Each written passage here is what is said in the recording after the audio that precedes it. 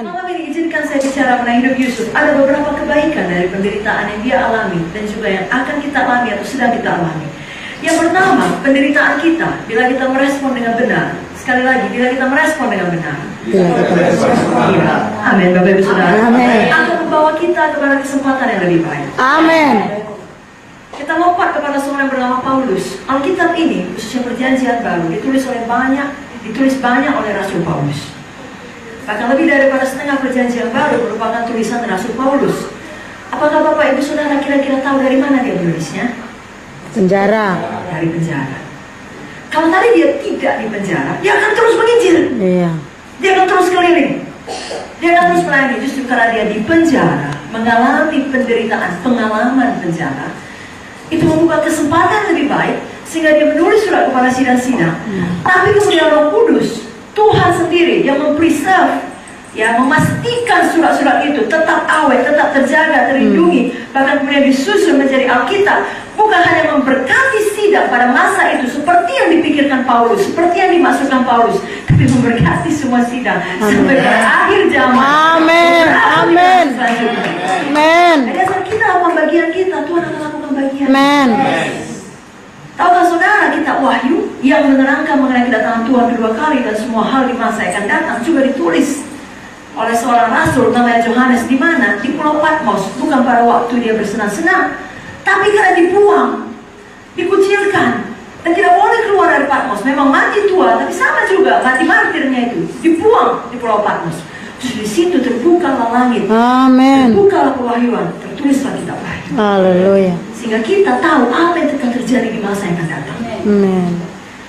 Dan sebuah buku yang sangat berharga setelah Alkitab, katanya seluruh umat Kristen harus tahu cerita itu setelah Alkitab, yakni buku perjalanan seorang musafir. Dalam bahasa Inggris katakan Pilgrim Progress. Tahu saudara, ditulis oleh seorang bernama John Bunyan. Lagi-lagi di mana? Di penjara. Jadi penderitaan kita dapat membuka kesempatan lebih baik. Amen. Kalau kita ikut di dalamnya. Pada waktu itu terjadi mungkin kita tidak mengerti. Setelah selesai itu kita mengerti. Makanya waktu itu terjadi kita percaya pada Tuhan. Amen. Jadi kadang-kadang saudara menderita, Tuhan perjumpakan dengan orang yang tepat, di tempat yang tepat, pada waktu yang tepat. Amin. Membuka kesempatan yang lebih baik. Yes, haleluya. Percaya saudara? Amin. Haleluya. Haleluya. Saudara, dalam penderitaan, biar ini menguatkan saudara. Bagi saudara yang belum dalam penderitaan, saya tidak khawatir. Tuhan selalu punya cara untuk membentuk kita. Kita semua punya janji temu dengan penderitaan. Haleluya. Tapi saya berdoa ketika itu datang, Roh Kudus mengingatkan akan firman pada malam ini, lalu saudara maju terus dan menang. Amin. Yang kedua, penderitaan kita mempersiapkan kita untuk panggilan kita. Kalau Yusuf terus dibesarkan di dalam rumah ayahnya yang nyaman,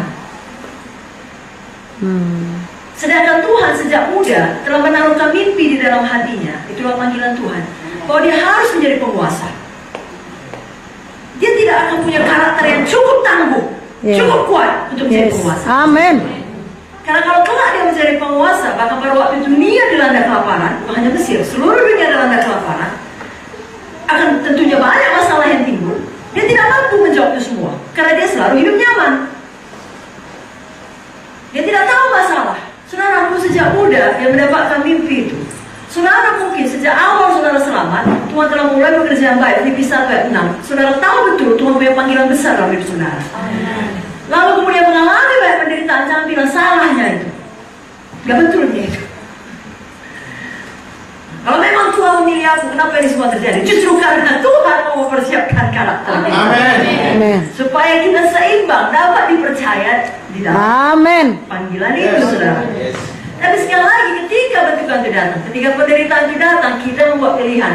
Kalau orang Barat berkata, better or bitter. Better itu menjadi lebih baik, bitter itu menjadi lebih pahit, lebih marah. Bisa bilang tadi, kenapa Tuhan? Itu pilihan kita. Mari kita menjadi better. Sama seperti Yusuf dikatakan tadi, ketika dia patuh kepada bapaknya, dia melanjutkan ke Dotan, justru masuk ke dalam sumur. Sebenarnya pada waktu Potifar istrinya menggoda Yusuf, dia bisa bilang, Tuhan sudah kucoba caramu, sudah kucoba jalanmu, kucoba jalan kepatuhan, membuatku landing sebagai budak. Sekarang Tuhan Tuhan, aku bukan lagi salah satu orang Ibrani, ya. Aku sudah ada di negeri orang. Aku harus hidup terhukum orang. Bukan hanya aku mau berdosa, tapi kan dia bosku, aku terpaksa. Nah, banyak orang seperti itu. Tapi Yusuf tidak. Lalu setelah dia masuk dalam penjara pun, dia tidak ada meninggalkan Tuhan. Makanya tidak pernah tertulis di dalam Alkitab Yusuf mempertanyakan Tuhan, Yusuf menjadi marah, Yusuf menjadi pahit hati. Yusuf tidak ada mengeluarkan perkataan-perkataan yang jahat. Itu sebabnya Yusuf seringkali digambarkan para teologian sebagai gambaran daripada juru selamat. Karena Tuhan Yesus juga ketika mengalami penderitaan, dia tidak pernah mengeluh dan tidak pernah membalas. Saya bacakan teladan Tuhan Yesus dalam 1 Petrus 2 ayat 23. Ketika ia dicaci maki, ia tidak membalas dengan mencaci maki. Ketika ia menderita, ia tidak mengancam, tapi ia menyerahkannya kepada Dia yang menghakimi dengan adil. Amin. Jadi kalau nanti saudara dicaci maki, jangan balas. Kalau saudara menderita, jangan mengancam. Nanti saudara menyerahkan kepada siapa? Kepada Bapa di surga. Kenapa? Karena hanya Bapa lah hakim, bukan saya, bukan saudara. Bapa tugasnya kelak akan menghakimi seluruh dunia. Kita tugas kita mengasihi. Amin, saudaraku. Lalu apa lagi yang dilakukan Tuhan Yesus ketika dia dianiaya? Yesaya 53 ayat 7. Dia dianiaya, tapi dia membiarkan diri ditindas dan tidak membuka mulutnya.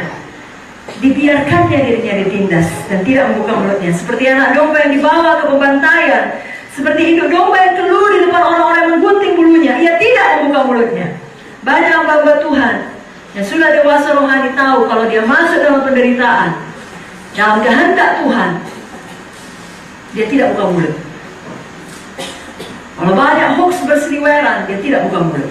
Adakah Yusuf sibuk membuka mulut? Tidak. Sebabnya jangan heran kalau hamba-hamba Tuhan tidak mau buka mulut. Yesus pun tidak buka mulut. Amin. Karena siapa kita akan nampak dari apa yang kita ucapkan. Alkitab berkata, perkataan yang keluar dari mulut kita berasal daripada hati kita. Haleluya.